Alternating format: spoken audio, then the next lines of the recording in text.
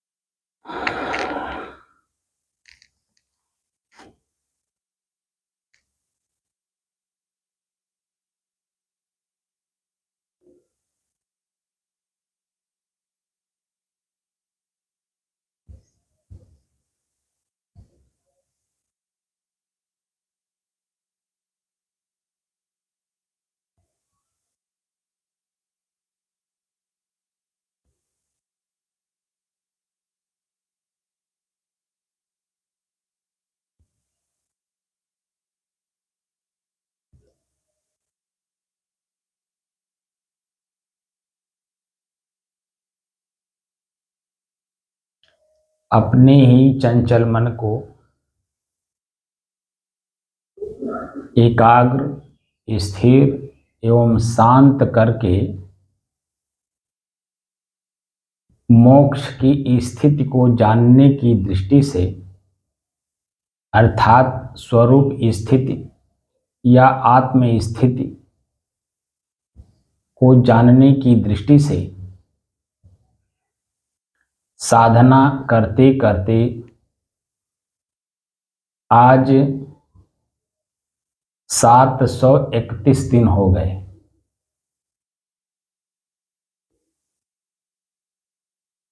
तारीख 7 नवंबर सन 2023, दिन मंगलवार, प्रातः काल का समय।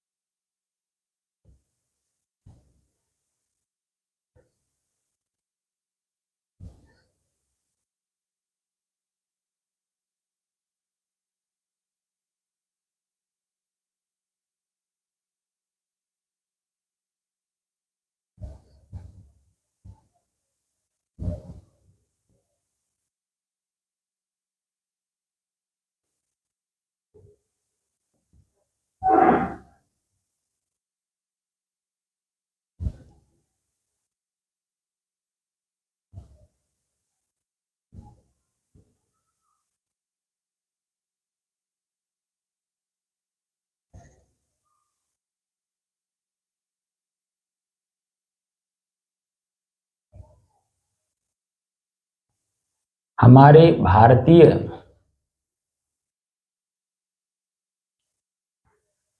खोज में वर्तमान के कार्य को नहीं देखा जाता है, इसकी खोज नहीं की जाती, बल्कि वर्तमान के कार्य के एवज में के कारण ढूंढे जाते हैं कि किस कारण से ये कार्य हो रहा है। वो आयुर्वेद हो, सामाजिक प्रक्रियाएं हो, हमारे शरीर में किसी प्रकार का कोई दिक्कत हो, या मन में ऐसी भावना क्यों उठ रही है, या मुंह से हमारे ऐसे शब्द क्यों निकल गए। या हम ऐसा चिंतन क्यों कर रहे हैं, इसके कारण ढूंढे जाते हैं।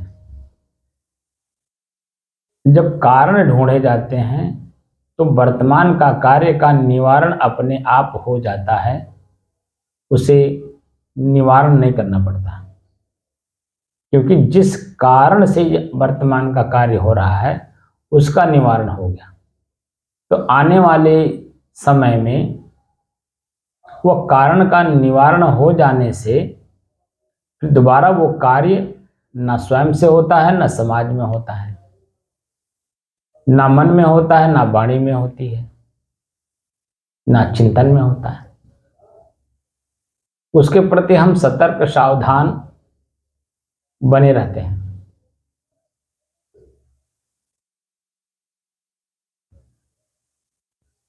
प्रकृति में स्वतः क्रियाएं होती रहती हैं, उसमें स्वयं में सोचने की, समझने की और सोच कर समझ कर कार्य करने की क्षमता नहीं है। क्षमता तो पुरुष में है।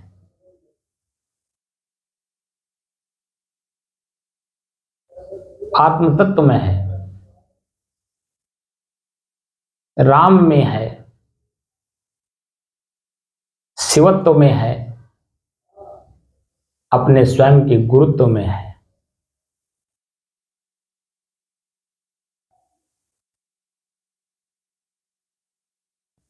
आज हम इसी पर थोड़ी सी चर्चा करेंगे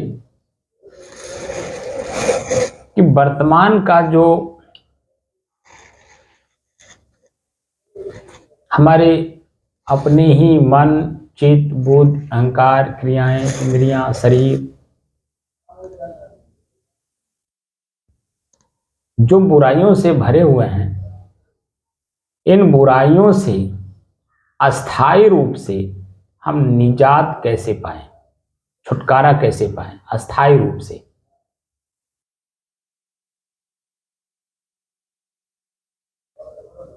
तो अस्थायी रूप से अपने स्वयं के तत्व को जानकर, स्वयं के तत्व में स्वयं को स्थापित कर प्रकृति से अपने आप को मुक्त कर लेने में जो बाधाएं हैं, वो बाधाएं कौन कौन सी हैं और कैसी हैं, एक दो शब्द के अंतर्गत इसका आप लोग उत्तर जान लीजिए।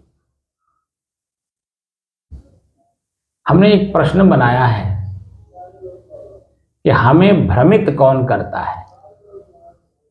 महत्वपूर्ण प्रश्न है।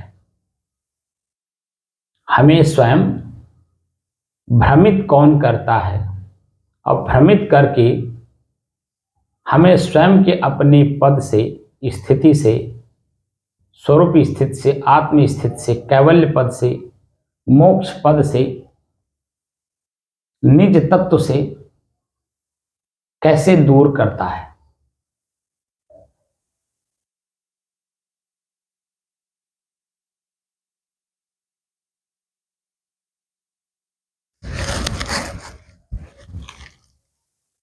प्रश्न है कि हमें भ्रमित कौन करता है और क्यों करता है।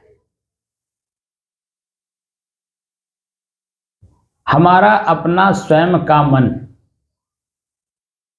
स्वयं का शरीर और स्वयं के शरीर की इंद्रियां एवं स्वयं के शरीर की इंद्रियों की क्रियाएं ही हमें भ्रमित करती हैं और कोई दूसरा नहीं।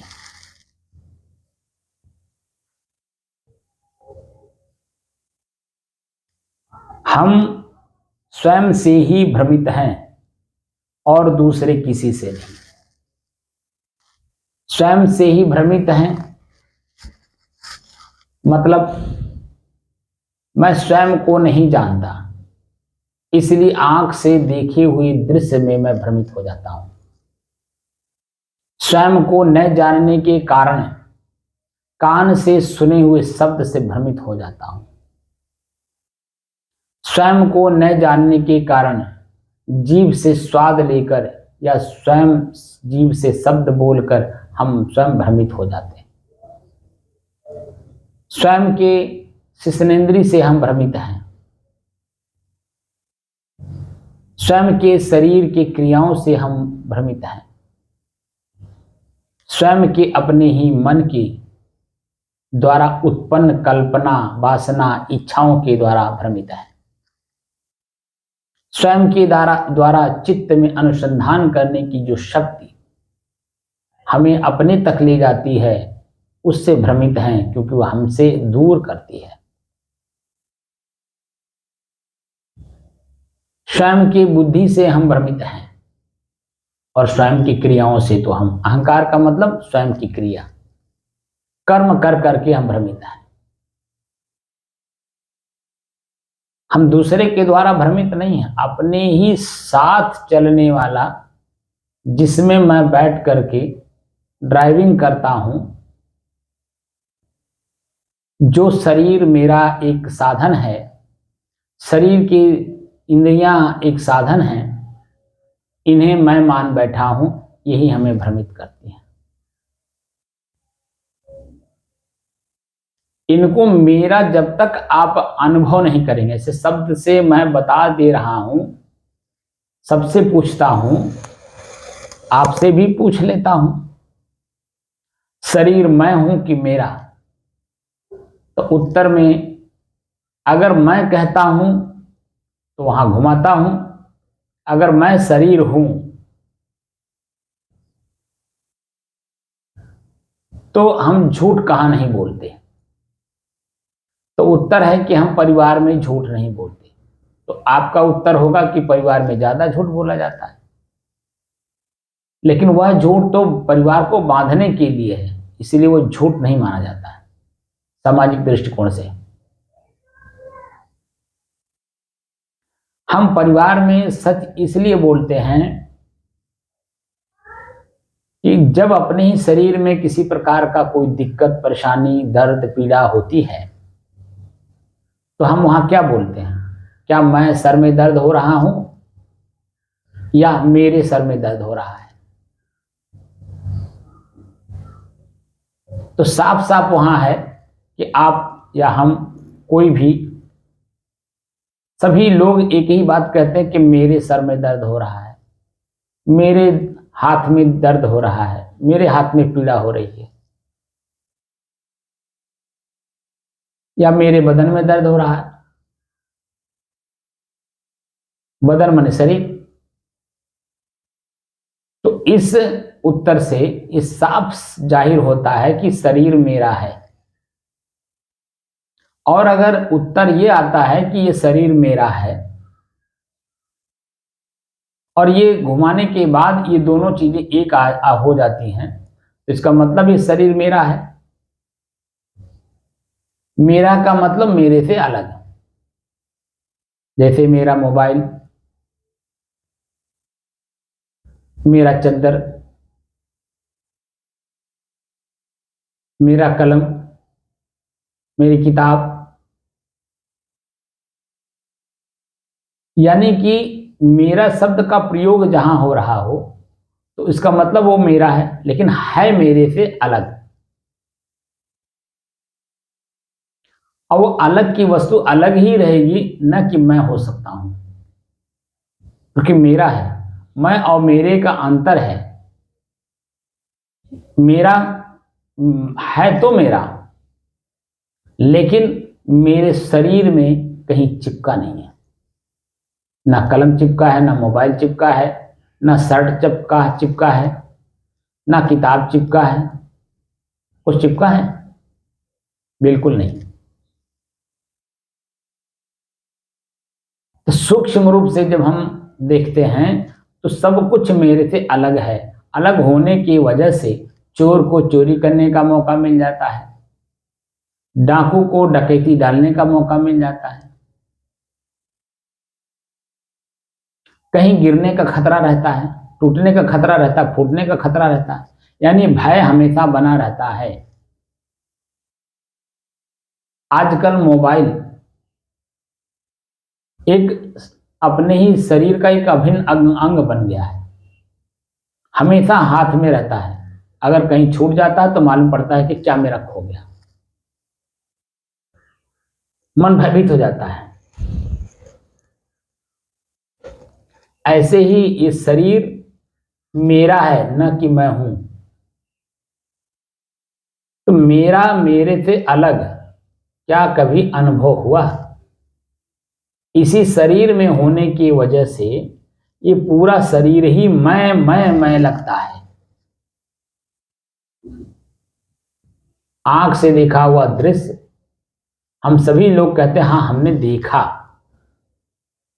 हम ये कभी नहीं कहते कि मेरी आंख ने देखी। कहीं कोई बात कोई कहता है तो कहता है कि मैं सुना, न कि ये कहता है कि मेरा कान सुना।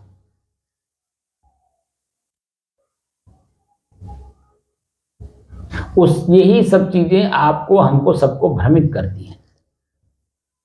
इसीलिए संत महापुरुषों के पास बैठ करके मैं और मेरे का अंतर समझने का प्रयास करिए, क्योंकि शरीर प्रकृति का है, ये व्यवहार से चलता है और व्यवहार सूक्ष्म रूप से आपके मन के द्वारा चलता है और मन आपका है। आप किस तरह से अपना मन बनाए हैं उसी तरह से समाज में आपका व्यवहार चलता है और उसी तरह से आपकी सुख दुख हानि लाभ मिलन वियोग पाप पुण्य सब कुछ आप ही को प्राप्त होता है। आप ही के द्वारा किए हुए कर्मों का फल परिणाम जिसे कहते हैं वह आप ही को प्राप्त होता है। जिसके द्वारा जिस व्यक्ति से आप व्यवहार करते हैं उस व्यक्ति के द्वारा जो प्रतिक्रिया के रूप में आपको मिलता है वही आपका अपना होता है, लेकिन पहले करते आप ही हैं। तो उस व्यक्ति जिस व्यक्ति के साथ आप जैसा व्यवहार कर रहे हैं उस व्यक्ति का जो प्रतिक्रिया होगा वो आपकी क्रिया का प्रतिक्रिया होगा। तो इसलिए अपने ही क्रियाओं को बदलना पड़ता है कि मेरी जबान यानी मेरा जीभ ऐसे शब्दों का प्रयोग ना करे जिससे मेरी ही अपनी जबान के द्वारा मेरे अपने गाल पे चाटे पड़े।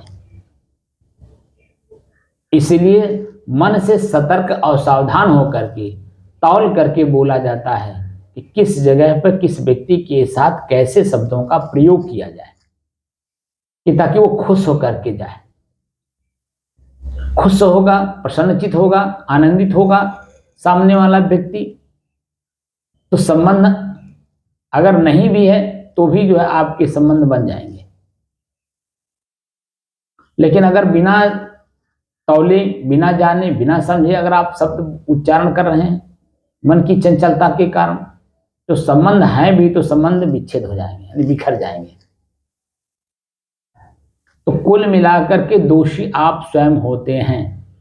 तो स्वयं मैं कौन हूं? क्या मैं आंख से देखा हुआ दृश्य हूं या मैं आंख हूं? इनका प्रयोग करने वाला मैं हूं। यह मेरे साधन हैं, न कि यही मैं हूं। कान सुनने के लिए एक साधन है, न कि मैं कान हूं। कान के द्वारा सुना हुआ शब्द जैसे ही आपके मस्तिष्क में जाता है वैसे ही देखिए आपके पूरे शरीर में झंझनाहट हो जाती है। अगर प्रिय शब्द पाता है तो पूरा शरीर प्रफुल्लित प्रसन्नचित आनंदित हो जाता है, मन खिलखिला उठता है और आपको हंसी आ जाती है। लेकिन वही सामने वाला व्यक्ति एक ऐसे शब्दों का प्रयोग कर दिया जिससे कि खिला हुआ मन, प्रसन्नचित मन, प्रफुल्लित शरीर आपके अपने ही द्वारा सुने हुए शब्द के कारण झंझना उठता है, क्रोध जागृत हो जाता है। 1 मिनट भी नहीं लगता। मिनट तो 60 सेकंड के बाद आता है, यानी 60 सेकंड में 1 मिनट होता है। यहां तो कितने सेकंड में आपका क्रोध जागृत हो जाएगा शब्द सुनते ही ये तो कहा नहीं जा सकता।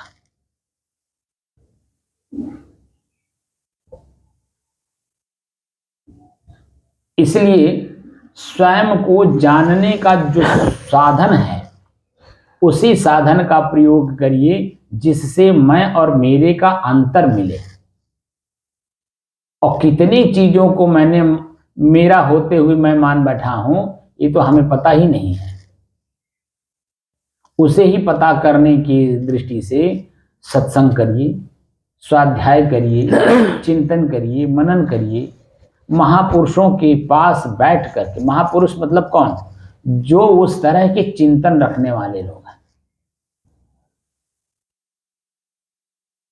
उस तरह के अपने आचरण करने वाले लोग हैं और स्वयं के स्वरूप की स्थिति में लीन हो।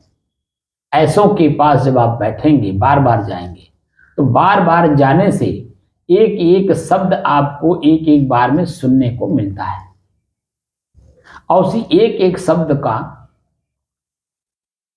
जब आप 24 घंटे या जब तक दोबारा आप नहीं जा रहे हैं तब तक वो आपके कान में गूंजता है, मस्तिष्क में गूंजता है और उसी से आपका चिंतन मनन होते होते आपकी समझ बढ़ती है कि इस शब्द का अर्थ ये है।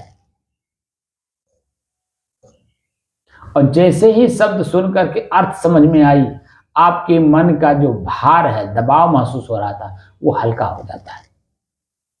इसीलिए कहा जाता है कि संत का सत्संग दिन में जितने बार हो सके तो करना चाहिए। पहले तो दर्शन करने की बात लिखा है, दर्शन करना चाहिए यानी आंख से देखना चाहिए। दर्शन का मतलब आंख से देखना। जितनी बार हो सके संत का दर्शन करना चाहिए अगर पास में है तो। और अगर सत्संग करने का मौका मिले या सत्संग हो रहा हो तो सुनने का अगर मौका मिले और अपने पास समय हो तो जरूर बैठ करके वाणी को सुनना चाहिए, सत्संग को सुनना चाहिए। पहले तो सुनते सुनते जो है आपके अंदर में कुछ चीजें आ जाएंगी। चोरी नहीं करना चाहिए, बेईमानी नहीं करना चाहिए, ईर्ष्या नहीं करना चाहिए, किसी के साथ जलन नहीं करना चाहिए, किसी का छीना झपटी नहीं करना चाहिए, किसी के साथ बेईमानी नहीं करना चाहिए, किसी की जमीन जायदाद हड़पने का कोशिश नहीं करना चाहिए। ये मोटी मोटी चीजें धीरे धीरे धीरे धीरे आपकी समझ में बात आती है, क्योंकि इन सबको करोगे तो यही चंचलता है और यही चंचल मन का क्रिया है। कोई भी बात बिना जाने, बिना समझे, बिना देखे तुरंत बोल बैठेगा। ये आपके अपने मन की चंचलता, और मन की चंचलता के कारण इंद्रियों में भी चंचलता, और इंद्रियों की चंचलता के कारण आपके ऊपर काफी प्रभाव। आपको अपने तक अपने आप का स्वयं का परिचय ही नहीं होने देगा। इसलिए धीरे धीरे धीरे धीरे रे मना धीरे सब कुछ होए, माली सींचे 100 घड़ा ऋतु आए फल होए। यानी ऋतु माने समय। आपके मन मस्तिष्क में घड़ा का मतलब जल होता है और जल का मतलब सत्संग होता है। सत्संग का मतलब होता है आपके चंचल मन, दुखी मन, पीड़ित मन प्रसन्नचित होना, आनंदित होना, समझ बढ़ना, अपनी स्थिति मजबूत करना। उसमें सतर्कता और सावधानी आती है, धीरे धीरे आती है, और चेतना में रह करके आप सारे कार्य करते हैं। पहले जो कार्य कर रहे थे वो चेतना में नहीं थे। चेतना में रहने पर सतर्कता और सावधानी रहती है, और चेतना में न रहने के कारण न वहां सावधानी रहती है न सतर्कता रहती है। जो मन में आया वो सब करते चले गए और उसका परिणाम भोगते रहे। तो कुल मिलाकर के हमें स्वयं को, स्वयं के द्वारा किए हुए सारे कार्यों का जो संस्कार मेरे ऊपर बैठा हुआ मन है, उसी से अपने आप को मुक्त करना है। पीछे वर्तमान समय के पीछे कितने जन्मों से इन्हीं आंखों से क्या क्या हमने देखा होगा, क्या कान से सुना होगा, जीभ से क्या स्वाद लिया होगा, क्या बोला होगा, क्योंकि शरीर धारण किए होंगे और जिस जिस शरीर में हम रहे होंगे उन सभी शरीरों के आंख से देखे हुए दृश्य कान से सुने हुए शब्द, जीभ से लिए हुए स्वाद, इंद्रियों के द्वारा भोगे हुए भोग हमारे मन मस्तिष्क में बुद्धि के रूप में स्टोर रूम में स्थिर है। उसे खाली कैसे करेंगे?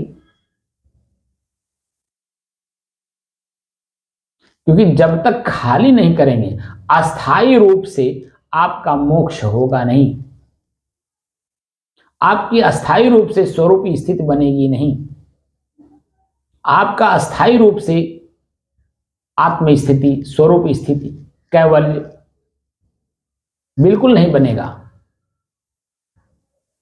आज वर्तमान में क्षणिक रूप से 2, 4, 10 दिन, एकाध महीना, एकाध साल तक का अभ्यास करने से जो पूर्व के अभिसंस्कार हैं वो नहीं मिटे तो वर्तमान में और जो हम देख देख करके, सुन सुन करके संस्कार बना रहे हैं वो कैसे मिटेंगे?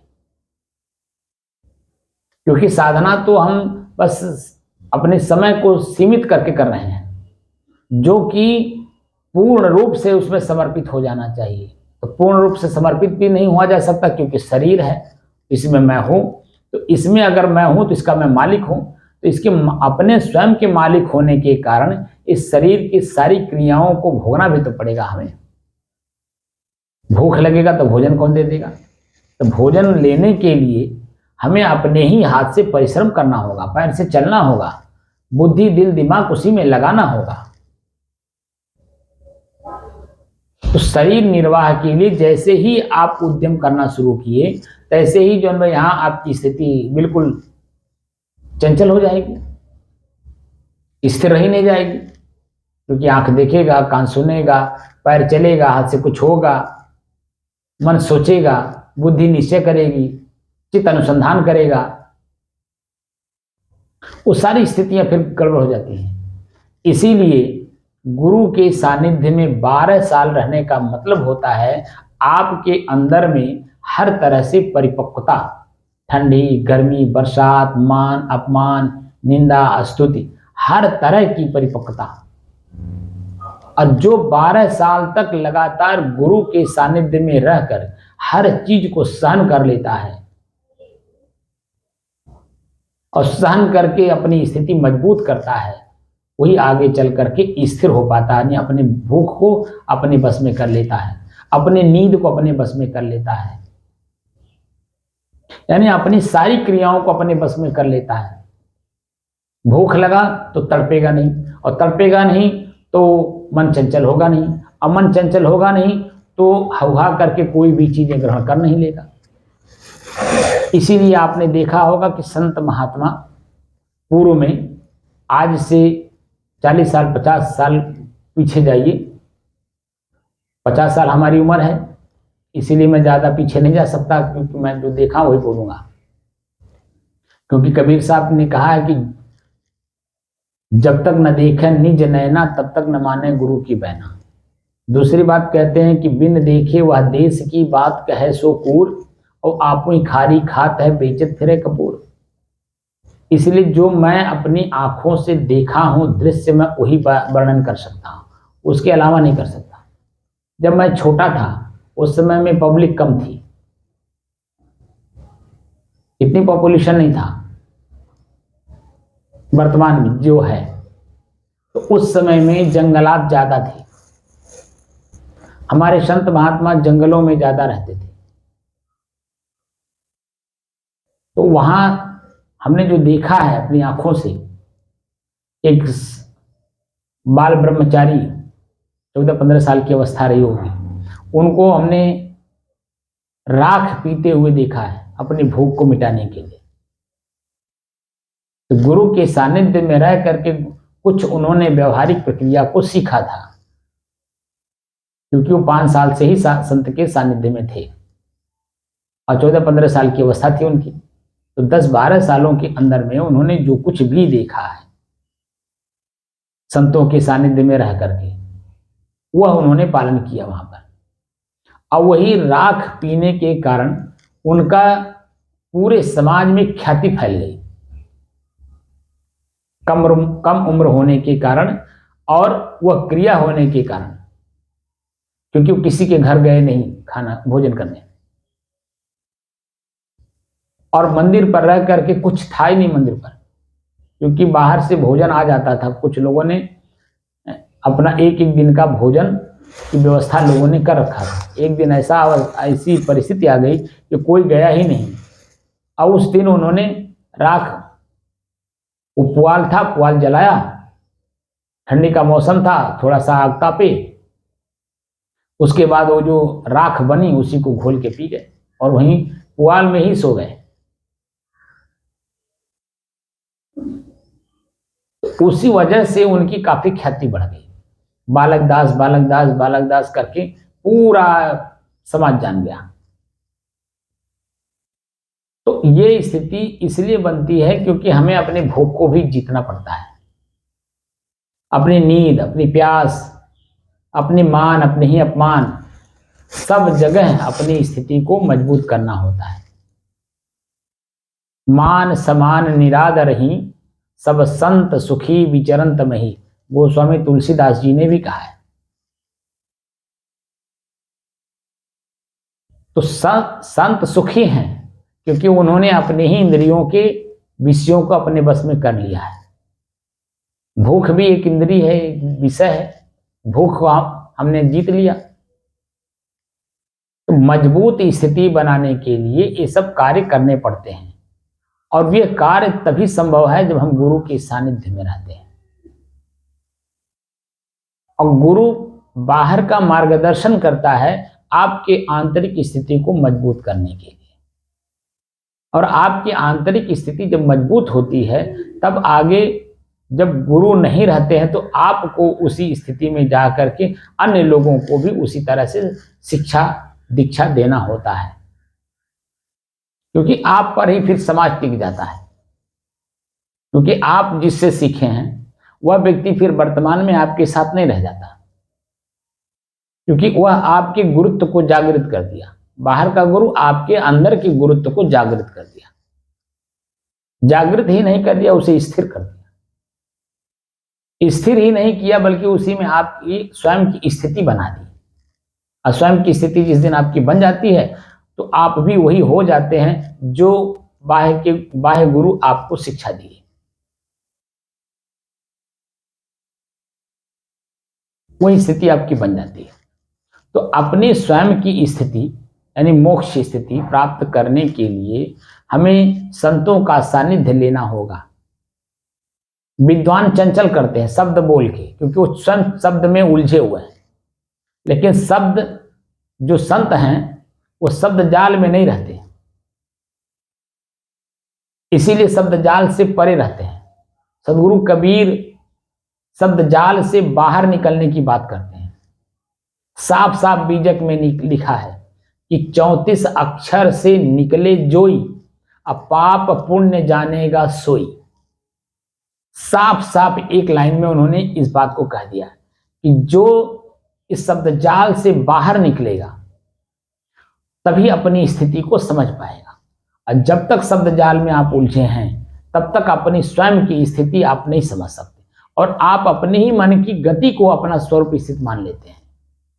और मन बार बार कहता मैं बड़ा समझदार हूं, मैं बड़ा ज्ञानी हूं, मैं बड़ा ध्यानी हूं, मैं बहुत बड़ा शिक्षक हूं, देखो ये मेरी कीमत नहीं समझता है।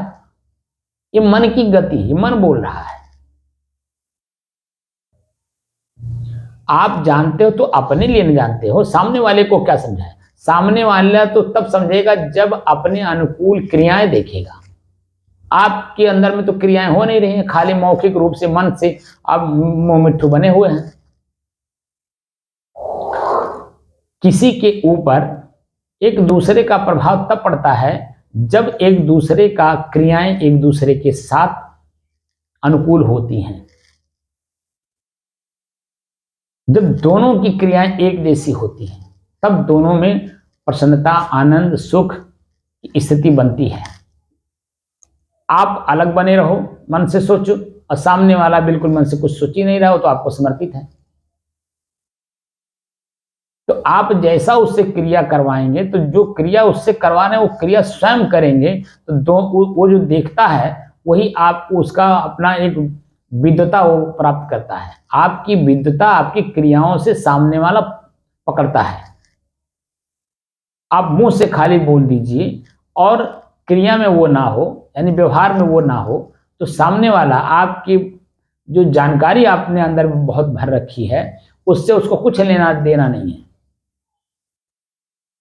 आज विद्वानों का, ब्राह्मणों का, संतों का, साधुओं का क्यों दुर्गति है? इसलिए हम जो कह रहे हैं हम उस तरह से सामने वाले के सामने खरा नहीं उतर रहे हैं। एक कहावत आ गई है कि चौका के बाद चौकी में नहीं और चौकी के बाद चौका में नहीं। चौकी और चौका का मतलब जानते हैं? क्यों राम मतलब? नहीं साहब। चौका का मतलब भोजन गृह, भोजनालय, भोजन करते समय। और चौकी का मतलब होता है जैसे हम चौकी पे बैठे हैं, प्रवचन करते समय जो आसन होता है वो चौकी है। भोजन करते समय जो चौकी लगती है उसे चौका कहते हैं।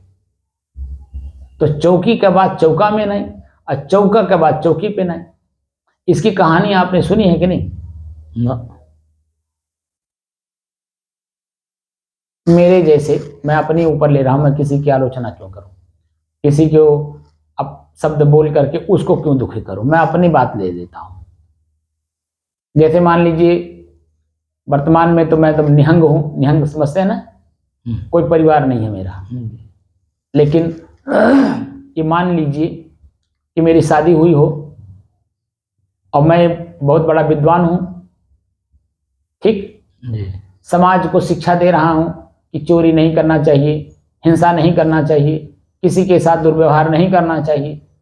तो एक शब्द हिंसा आ गया कि नहीं आ गया? जी। है जी। आपको मैं सिखा रहा हूं हिंसा नहीं करना। जी। तो हिंसा का मतलब कहाँ होता है? तीन तरह से हिंसा होती है। मन से सोचना दूसरे का नुकसान, वो हिंसा हो गई। मुंह से बोलना हिंसा हो गई। और कर्म करना, तो तीन तरह से हिंसा होती है। मैं आपसे कह रहा हूं कि हिंसा नहीं करना, ठीक, और मैं अपनी पत्नी से कह रहा हूं कि मछली बनाओ, मुर्गा बनाओ, अंडा बनाओ, ठीक। तो अब बता दीजिए, आपको तो मैं कह रहा हूं कि आप हिंसा ना करो, मैं क्या कर रहा हूं? तो आपकी आंखें देखेंगी कि नहीं देखेंगी? देखेंगे। देखेंगी, देखेगी ना। जी। कान ने तो सुना कि हिंसा नहीं करना चाहिए, और आंख देख करके भ्रमित हो रहा है कि तो मछली खा रहे हैं, अंडा खा रहे हैं, मांस खा रहे हैं, मुर्गा खा रहे हैं, बकरा खा रहे हैं, ठीक। तो आपके अंदर में जो मैं ज्ञान दिया था पहले कि हिंसा नहीं करना चाहिए, तो क्या वो भावनाएं आपकी स्थिर रहेंगी? नहीं रहेंगे। नहीं रहेंगे, नहीं रहेंगे ना। साफ साफ सीधी बात है। तो मन से अगर हमने सोचा है, अब तो मुंह से बोला भी है, तो मुंह से जब बोला तो मेरे क्रियाओं में भी तो रहना चाहिए, तभी तो उसका असर आप पर पड़ेगा। जी जी। मैं आपको ध्यान सिखाता हूं, ठीक जी। मैं महात्मा हूं। महात्मा क्यों हूं? ना मैं सुर्ती खाता हूं, ना मैं बीड़ी पीता हूं, ना मैं पुकार खाता हूं, मोटी मोटी चीजें कुछ भी नहीं खाता, कोई नशा वाली चीज नहीं लेता हूं। तो आपकी आंखें देख रही हैं कि नहीं देख रही हैं? जी देख रही हैं। ठीक। तो आपकी आंखें जो देख रही हैं और मेरे मुंह से जो निकल रहा है, तो दोनों में एक रूपता दिखाई दे रहा है कि नहीं दे रहा? जी। तो आपके अंदर में भी तो वही चीजें आ रही हैं कि भाई यहाँ सुर्ती खा के नहीं आना चाहिए, जी। बीड़ी पीना नहीं चाहिए, जी। सुर्ती ठोकना नहीं चाहिए, पुकार खाना नहीं चाहिए। तो आप भी शुद्ध होकर के आ रहे हैं। अभी मैं भीड़ बढ़ाऊं तो इसी भीड़ में आने वाला यहां आ तो आएगा, बैठेगा, लेकिन वह पहले पान पुकार सुर्ती बीड़ी गांजा भांग खा पी करके आएगा, कि ताकि 2 घंटे तक कि हमारा मन हमें चंचल ना करे, हमारी इंद्रियां, हमारी मांसपेशियां हमें चंचल ना करें, हमको याद ना आवे, इसलिए वहां पहले से खा पी करके आएगा। और जैसे यहां से छूटेगा वैसे बाहर जाकर के फिर पुनः खा लेगा। तो मैं जो ध्यान सिखाऊंगा तो उसके ऊपर क्या असर पड़ेगा? कुछ पड़ेगा नहीं। इसीलिए मैं चाहता हूं कि जो एक ही लोग रहें लेकिन शुद्ध रहें, क्योंकि जब तक शुद्धता स्वयं में वो नहीं लाएगा तो जो शुद्ध विचार मैं दूंगा उसके अपने हित के लिए, वह उसे कैसे पालन करेगा? पालन कर पाएगा? नहीं कर पाएगा। तो स्वयं हमें शुद्ध रहना पड़ता है कि नहीं? जी मैं जितनी बातें बोला हूं आपके ऊपर, जी अगर वो मेरे ऊपर भी वो लागू होता तो मैं आपको इतने गट्स के साथ नहीं बोल पाता। जी जी कि बोल लेता, नहीं। लेकिन वो मेरे में नहीं है, इसलिए मैं आपको आपकी मन स्थिति को ठीक करने के लिए मैं बोल जाता हूं। जी अगर वो मेरे अंदर में अगर होता तो मैं बोल नहीं पाता। जी इसलिए जो शिक्षक है, विद्वान है, संत है, गुरु है, पथ प्रदर्शक है, वह शब्द को तौल करके बोले, वो उसके अपने जीवन में होना चाहिए, तब सामने वाले पे उसका असर पड़ता है। महात्मा गांधी एक बैरिस्टर थे, ठीक? जब उन्होंने देश आजाद करने के लिए मन बनाया तो उन्होंने देखा स्वयं को कि हमारे भारत के लोग हमारे पीछे तभी चलेंगे जब मैं उनके जैसा दिखूंगा बाहर से। तो उन्होंने क्या किया? बैरिस्टर यानी पैंट शर्ट पहनने वाले, ठीक है ना? जी लेकिन उन्होंने पैंट शर्ट उतार दिया और एक धोती में इसी पब्लिक के बीच में आए और अपनी बात को रखे, तो सभी लोग प्रभावित हुए और उनके पीछे लग करके पूरे देश के लोगों की भावना एक हुई कि नहीं हुई? जी जी उनकी भावना जैसे प्रकट होती थी, पूरे राष्ट्र के लोग उस समय में उनकी भावना को तुरंत हाथों हाथ ले लेते थे। जो कहते थे पूरी पब्लिक अपने सारे काम को छोड़ करके उनके पीछे हो लेती थी। अगर वही वो पैंट शर्ट ना उतारे होते, भले वो ज्ञानी थे, जानकार थे, विद्वान थे, बैरिस्टर थे, लेकिन पब्लिक के बीच में आने के लिए अगर पैंट शर्ट ना उतारे होते तो उनके पीछे कम लोग रहते, लेकिन उन्होंने पैंट शर्ट उतार दिया। तो इसलिए पूरी पब्लिक में एक एग्जाम्पल के रूप में दे रहा हूं, यही स्थिति सब जगह है। जो भी ज्ञानी बनता हो, वो ज्ञानी व्यक्ति का अपना कर्तव्य होता है कि मैं जिसको ज्ञान दे रहा हूं उसके सामने उस शब्द के अनुसार मैं खरा भी तो उतरूं व्यवहार में। अगर मैं खरा नहीं उतरूंगा तो उसके ऊपर उसका कोई असर नहीं पड़ेगा, और जब असर नहीं पड़ेगा तो मेरे बोलने से जो मैं शक्ति लगाया बोलने में, वो मेरी शक्ति नष्ट हो गई, क्योंकि वो भी कमाई थी और कमाई हमने ले आकर के मिट्टी में डाल दी। क्योंकि कमाई सिर्फ मौखिक था, वह जीवन में आचरित नहीं था, और आचरित न होने के कारण वह प्रभावित नहीं होता। इसीलिए प्रभावित करने के लिए स्वयं को स्वयं के द्वारा ही पहले परिमार्जित करना पड़ता है, शब्द के अनुकूल स्वयं को खरा उतारना पड़ता है, तब जाकर के हम जब किसी को अपनी बात कहते हैं उसका उसके ऊपर असर पड़ता है। और असर ऐसा पड़ता है, इतना गहराई से पड़ जाता है कि आने वाला समय अंगुलीमाल डाकू संत बन जाता है, वाल्मीकि डाकू संत हो जाते हैं, गोस्वामी तुलसीदास जानते हैं कि किसके प्रेमी थे, और एक शब्द पाने से उनका जीवन कैसे बदल गया, और जीवन बदल जाने से आज गोस्वामी तुलसीदास जी हो गए। तो शब्द ही ऐसा है कि आपको इतना प्रभावित कर देता है कि आपके जीवन को बदल के रख देता है। लेकिन जब आप उस लेवल के होंगे तब, और अगर आप उस लेवल के नहीं हैं और शब्द बड़े बड़े बोल रहे हैं तो उसका कोई अस्तित्व समाज नहीं उठ लेता है, न महत्व समझता है, न आपका कोई अस्तित्व रह जाता है। तो एक शब्द आपके जीवन को बदलने में कितना महत्वपूर्ण योगदान रखता है, ये सदगुरु कबीर साहब कहते हैं। शब्द शब्द बहु अंतरे, सार शब्द मत लीजे, कहें कबीर जहां सार शब्द नहीं, धृग जीवन सो जीजे। धिक्कार है ऐसे जीवन को जो जी तो रहा है लेकिन उसके जीवन में सार शब्दों का संग्रह नहीं है। और सार शब्द संग्रह होता है तब अपने ही कर्मों के द्वारा, जो कर कर करके हम स्टोर करते हैं अपने अंदर में विचार, चिंतन, शब्द, वह जब हम किसी के सामने बोलते हैं तो उसका महत्व वो समझता है और उसी महत्व से आपका महत्व बढ़ता है। आप किसान हैं, किसानी नहीं करते हैं और दूसरे को किसानी का ज्ञान दे रहे हैं, तो अफसर, वैज्ञानिक, ज्ञानी कह आज पब्लिक कहेगी, लेकिन किसान शब्द का प्रयोग उसके साथ नहीं जुड़ेगा। जुड़ेगा? नहीं जुड़ेगा।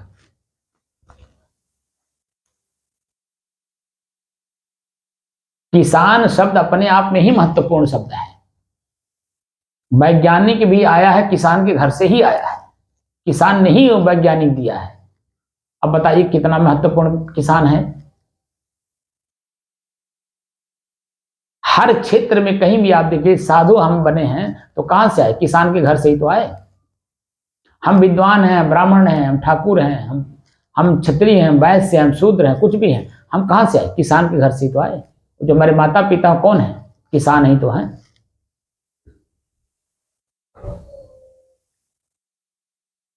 तो किसान, हमारे नाम के आगे अन्य शब्द जुड़ सकते हैं, लेकिन किसान शब्द अपने नाम के सामने जोड़ने के लिए आपको किसान जैसा बनना पड़ेगा, तब जाकर के आपके नाम के आगे किसान शब्द जुड़ेगा।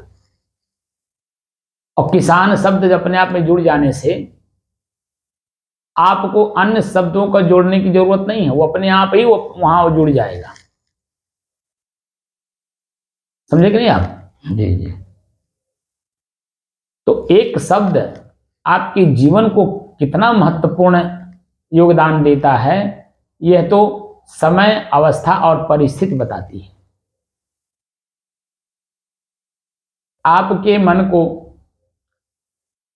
एकाग्र कराने में, स्थिर कराने में और शांत कराने में 731 दिन तक मैं वही काम किया हूं जो मैं बोलता था वह आपके सामने दिखाता भी था, आपके आंखें देखती भी थी कि हमारी वो इस तरह से अवस्था है कि नहीं।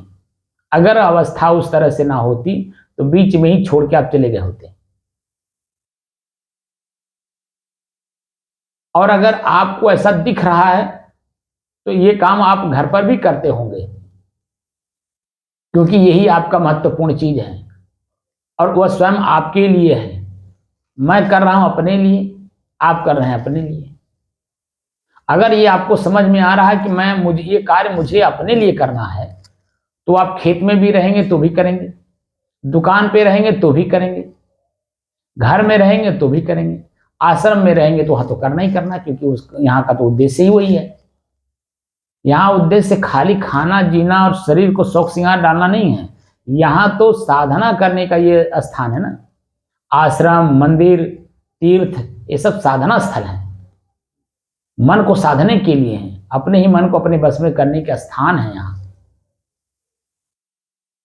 वहां के जो लोग हैं वो अपने मन, इंद्रिय, शरीर को अपने बस में करने में लगे हुए हैं। और वहां हम जाएंगे तो क्या वहां हम चंचलता दिखाएंगे? हमको भी वैसे ही बनना पड़ेगा जो ऐसे वहां के लोग हैं। तो स्थान स्थान का महत्व भी रखना पड़ता है। अगर स्थान का महत्व आप नहीं रखेंगे तो आपका महत्व कहां बढ़ेगा? इसलिए अपने महत्व को स्वयं ही अपने महत्व बनाने पड़ते हैं। अपना महत्व हमें स्वयं अपने ही आप में बनानी पड़ती है। जो मैं सोचता हूं और जो मैं बोलता हूं वही अपने आप को क्रियाओं में दिखाना भी पड़ता है। अगर आप क्रिया में हैं तो सोचना, बोलना और क्रिया तीनों एक रूपता आ गई, आपका महत्व बढ़ गया। इसलिए हमेशा कैवल्य की स्थिति में रहना चाहिए। कैवल्य का मतलब क्या होता है? केवल अकेलेपन का एहसास होना, कि अंत में मुझे अकेले ही फिर इसी बिस्तर पे वापस आना है। जिस बिस्तर पे मैं रात को सोया था अकेले और अपनी स्थिति को प्राप्त किया था, यानी नींद को प्राप्त किया था, इसी नींद को दोबारा लेने के लिए जो जाग रहा हूं मैं, लोगों को आंख से देखूंगा, मुंह से लोगों को कुछ बोलूंगा और लोगों से कुछ कराऊंगा या अपने भी उनके सामने कुछ करूंगा, तो इंद्रियां, ये शरीर, मन सब बिखरेगा।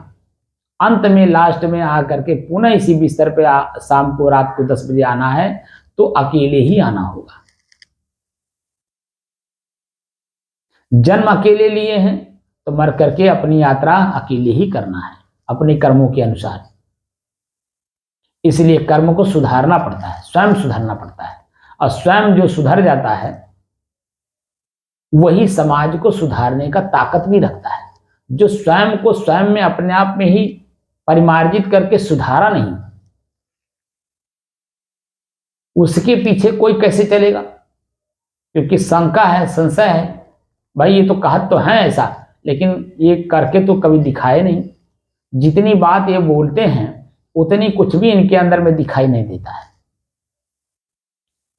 सामने वाला बोले भले ना, लेकिन चिंतन जरूर अंदर से करता है। आपकी बात को सुनता है और अंदर से चिंतन करता है।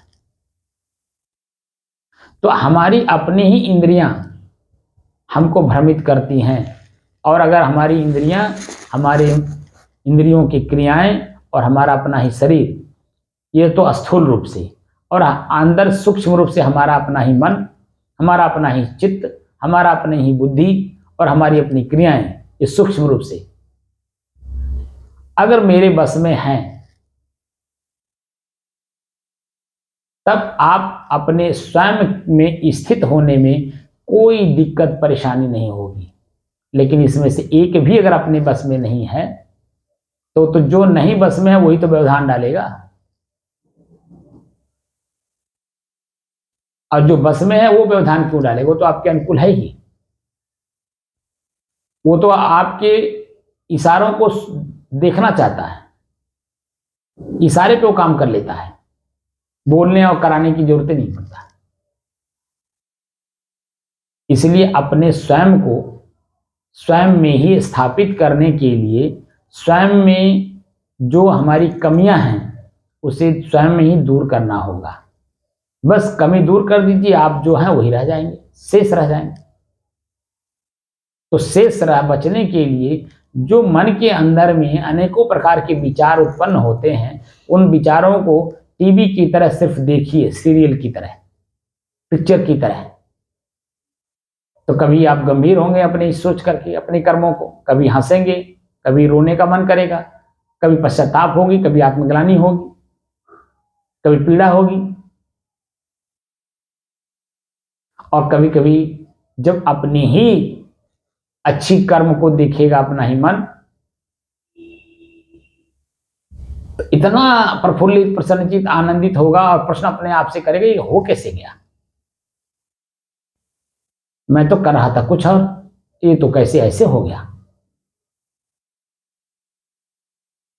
चिंतन भी करेगा और उस चीज को स्थिर भी रखेगा। चलो अच्छा, कोई बात नहीं, हम नहीं भी चाहते थे लेकिन हो गया, बड़ा अच्छा हुआ, बहुत अच्छा हुआ कि ये ऐसा हो गया।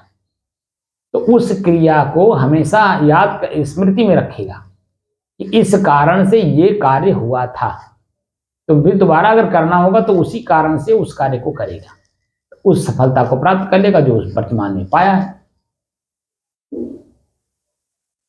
तो कुल मिला करके हम स्वयं ही अपने इंद्रियों के द्वारा, शरीर के द्वारा, मन के द्वारा ही भ्रमित हैं, और कहीं किसी चीज से नहीं। हमें कोई भ्रमाता नहीं है, हम स्वयं अपने आप में भ्रमित हैं। अपने भ्रम हमें स्वयं अंतर्मुख होकर के, क्योंकि बाहें, आंखें, कान और इंद्रियां, शरीर, क्रियाओं में जब जाएंगे आप इनके, तो आप भ्रमित रहेंगे। इनकी क्रियाओं को बंद करिए, आंख बंद करिए, जैसे मेरा आंख बंद है, साफ साफ मुझे हर चीज दिखता है। जैसे बाहर का आंख मेरा बंद हुआ, अंदर से इतना सब कुछ स्पष्ट दिखाई देता है। इसीलिए मैं ज्यादा से ज्यादा आंख बंद करके ही रखने की कोशिश करता हूं, कि ताकि मैं भ्रमित ना हो। अगर मैं भ्रमित हो गया तो फिर तो संसार भ्रमित हो गया। संसार तो भ्रमित है ही है, हम भी उसी में पहले थे। वो तो सुज्ञ जीवों की कुछ कृपा मेरे ऊपर हुई और खुद के अंदर में चाहना थी, इसलिए मैं उस चीज को प्राप्त करने की कोशिश किया हूं। जो मैं हूं, मैं स्वयं को जानने के लिए ही पूरे समाज को त्याग करके, ठंडी, गर्मी, बरसात, भूख, प्यास, मान, अपमान सब कुछ त्याग करके मैं स्वयं को जानने में एकदम अपने आप को लगा दिया। तब कुछ कुछ प्राप्त किया हूं, जो प्राप्त किया वह मैं बोल रहा हूं। और वही बोल करके आप लोगों को भी चाहता हूं कि आप लोग भी आगे आकर के अपने आप को चाहने की कोशिश करो, क्योंकि मैं भी रास्ता चल रहा हूं और रास्ता चलने वाला सबको बुलाता, भैया हम दिल्ली चल रहे हैं तो आप भी चलना है क्या? अरे एक से दो भले, चलो भाई, हाँ हमको भी दिल्ली चलना है, तो कब चलेंगे? अब हमारे पास तो आजकल तो समय नहीं है, हाँ परसों मैं चल सकता हूं और जाना मुझे आज ही है। अब 2 दिन मुझे इंतजार करना होगा, क्योंकि वो भी चलना चाहते हैं। वही मैं कर रहा हूं कि आप लोग भी, और मैं जिस दिन मैं मंजिल पे पहुंच जाऊंगा मेरी अपनी बोलती बंद हो जाएगी, और जब बोलती बंद हो जाएगी तो आप लोगों को कुछ मिलेगा ही नहीं। जब मिलेगा ही नहीं तो आप खोजोगे, कान से सुनना चाहोगे, मन से चिंतन करना चाहोगे, और ना मैं बोलूंगा ना आपका कान सुनेगा ना आपका चिंतन होगा, तो वही मेरी वीडियो आप लोगों को सुनना होगा। क्योंकि मंजिल पर पहुंच जाने के बाद एकदम मौन अवस्था आ जाती है, वहां कुछ भी नहीं रहता है।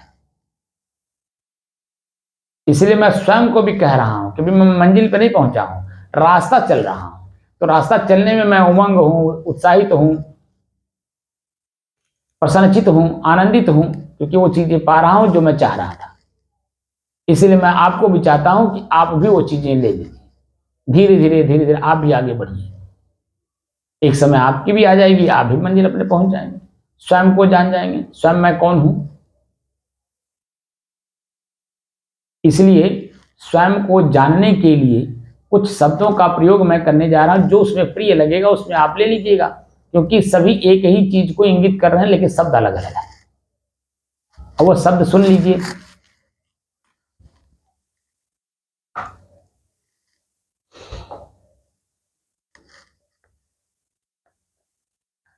जैसे समाज में सामान्य रूप से तो एक चीज फैला हुआ है कि सभी लोग जानते हैं, जैसे मोक्ष, मोक्ष चाहिए। ये गांव के एक अंगूठा छाप से लेकर के अब विद्वानों तक, संतों तक ये प्रक्रिया फैली हुई है सामान्य रूप से कि मोक्ष चाहिए। तो मोक्ष कहाँ मिलेगा, कैसे मिलेगा, किस रूप से मिलेगा, उसी को खोजा जा रहा है। लेकिन मोक्ष के शब्द के, जिस चीज को मोक्ष कहा जाता है, उस शब्द, उसी वस्तु को आगे और शब्द हैं, ये हम लोग नहीं जानते, बहुत कम लोग जानते हैं।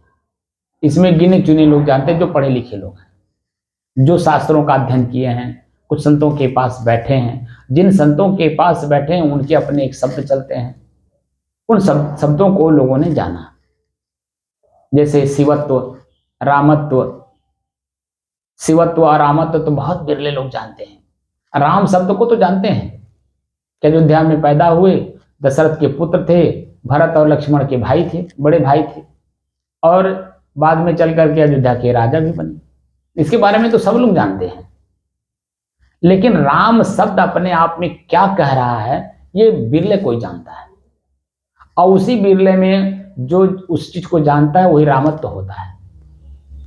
और शिव मंगल को कहते हैं, आपके इस मन की स्थिति, ब्रह्मभूत है प्रसन्नात्मा न सोचित न कांक्षति, ये जो स्थिति बनती है उसे ही शिवत्व कहते हैं, और स्वयं की ही है, और स्वयं के द्वारा ही उसे प्राप्त करना है।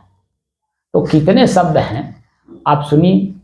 रामत्व, शिवत्व और मोक्ष तो आपने जान लिया। अब देखिए कितने शब्द हैं। मोक्ष, कैवल्य, स्वरूप, निज पद, निज पदार्थ, निज तत्व, आत्मपद, आत्मतत्व, सोहम, तत्स्वरूप, तदर्थ, तदरूप, तद्भव, तदासीत, रामत्व, शिवत्व आदि अनेकों और भी शब्द हैं। आदि शब्दों में कौन सा शब्द आपके अपने ही अनुरूप है, जो सहज भाव से आप समझ सकते हो और स्वयं उसे सहज भाव से धारण कर सकते हो, उसे ही इसमें से चुन लीजिए। स्वयं की स्वरूप स्थिति, आत्म स्थिति कैसे बनती है, हम स्वयं ही अपनी स्वयं की आत्म स्थिति या स्वरूप स्थिति कैसे बनाएं?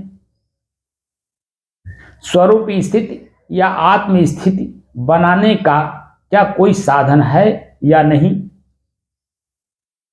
अगर साधन है तो वह कौन सा साधन है जिससे कि स्वरूप स्थिति और आत्म स्थिति बहुत आसानी से बन सके, यानी सहज भाव से बन सके? स्वरूप स्थिति बनाने का कोई साधन है तो कृपया दर्शाने की कृपा की जाए। ये तो मेरा प्रश्न मेरे अपने से ही बनाया हुआ है, तो मैं तो स्वयं जान ही रहा हूं कि मेरी स्वरूप स्थिति कैसे बनती है, लेकिन आप लोग नहीं जानते हैं तो कैसे बनती है ये प्रश्न स्वयं आप जब पूछेंगे तब मैं आपको बता दूंगा। और बताऊंगा ही नहीं बल्कि साथ साथ अगर आप अभ्यास करना चाहेंगे तो मैं अभ्यास करके उसे हम दिखा भी देंगे। वो दिखाई भी देता है, ऐसा नहीं दिखाई देता है। जैसे लोग करना तो चाहते नहीं तो कहते हैं कि अरे एक कबीर साहब को जैसे कहते हैं ये तो निराकार के हैं, साकार के है ही नहीं। तो मैं निराकार, साकार और आकार, तीन चीज है, आकार, साकार और निराकार। खाली कहने के नाम हैं, शब्द हैं, वह सब साकार में ही आते हैं, मतलब दिखाई देते हैं। हाँ, देखने की दृष्टि अलग अलग है, बस इतना सा अंतर है। हम बाहर के साकार जिसको कहते हैं हम अपने इस आंख से देखना चाहते हैं। जैसे आजकल आपने देखा होगा ये जो कैलेंडर आता है, तिथि, हर महीने की तिथि जो लिखी रहती है उसमें देखिए ऊपर शंकर जी का फोटो लगा रहेगा, गणेश जी का रहेगा, हनुमान जी का रहेगा, राम जी का रहेगा, कबीर साहब का रहेगा। जो व्यक्ति जिसको मानता है आंख से देख करके, वह व्यक्ति कैलेंडर जो छपवाता है वो अपने ही अनुसार अपना चित्र छपवा देता है। तो इसी आंख से तो देख करके ही, इसी आंख से देखना चाहता है। तो उसको देख करके वो तो फोटो है, क्या वो जो फोटो में फोटो बना हुआ है, चित्र है, क्या वो जो सामने मान शंकर जी ही आ जाए तो जो फोटो में चित्र है तो क्या साक्षात शंकर जी क्या उसी फोटो के अनुरूप आपको वर्तमान में दिखाई देंगे? नहीं दिखाई देंगे। तो कैसे परखेंगे कि यही शंकर जी हैं?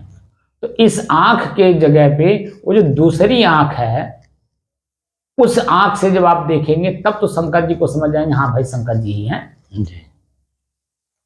अब वो आंख है विचार और विवेक, तर्क, ज्ञान। ज्ञान और तर्क एक ही चीज है, बशर्ते थोड़ा कहने में ज्ञान शब्द अच्छा लगता है और तर्क शब्द थोड़ा सा बुरा टाइप का फील होता है, इसलिए ज्ञान शब्द का प्रयोग ज्यादा होता है। और ज्ञान का मतलब ही होता है तर्क, तर्क का मतलब ही होता है 6 प्रश्नवाचक चिन्ह। क्या है? क्या सचमुच शंकर जी हैं? अगर सचमुच शंकर जी हैं तो पार्वती जी कहाँ हैं? अगर यही पार्वती जी हैं तो पार्वती जी के 2 पुत्र थे, उनके क्या नाम थे बताएं? मतलब वो तर्क से जब तक अपने संतुष्ट नहीं हो लेगा तब तक आपको शंकर जी मानेगा ही नहीं। इसका मतलब हुआ कि वो दूसरी आंख से ही देख रहा तभी तो मान रहा है। साक्षात आंख से देख करके और चित्र में जो देखा हुआ है शंकर जी का रूप और वर्तमान की स्थिति को जब वो देखता है तो उसमें भ्रमित रहता है। वो लाख कोशिश कह करके कहें कि करें कि जो मैं ही शंकर जी हूं, सामने वाले को समझाने की कोशिश करें, वो सामने वाला समझेगा ही नहीं बिना तर्क से जाने। और तर्क यही कहेगा अगर आप शंकर जी हैं तो आप ये काम करके दिखाओ तब मैं मानूंगा। अगर वो काम करके आपने दिखा दिया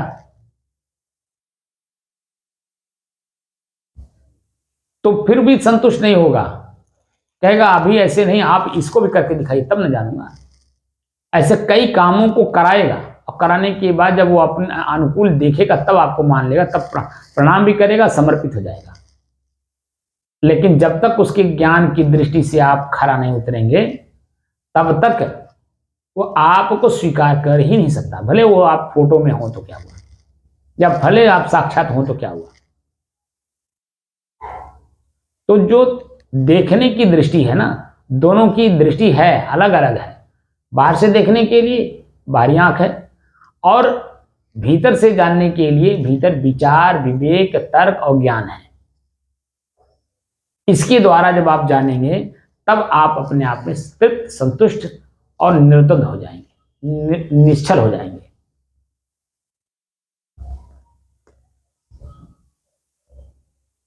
और वह दृष्टि आपके 24 घंटा आपके साथ रहती है, कहीं बाहर जाती ही नहीं, क्योंकि स्वयं आप ही वही हो जो आप बाहर खोज रहे हो। तो इसमें से जो भी शब्द आपको प्रिय लगे, पहले उसे आप चुन लीजिए, और चुन करके फिर हमारे पास प्रश्न करिए कि वो साधन कौन सी है जिससे ये चीजें मुझे प्राप्त की जा सकती है, या मैं प्राप्त कर सकता हूं। हमको रास्ता बताइए, अभ्यास कराइए, और उस चीज का दर्शन कराइए, आप भी दर्शन कर लेंगे। क्योंकि हमने भी किसी को अपने आप को समर्पित किया जानने की दृष्टि से, तब जाकर के मैं भी कुछ जान पाया, कुछ जान पाया। और जितना जानता हूं उतना आपको बताने की कोशिश करता हूं। मैं वो बातें नहीं बोलता हूं जो मैं नहीं जानता, जो जानता हूं उसको पुरजोर आवाज लगा करके बोलता हूं कि ये चीजें ऐसी हैं, इसे ऐसे कर लो। तब जाकर के आपके अंदर में वो चीजें आ पाती हैं। बात समझ में आई? जी।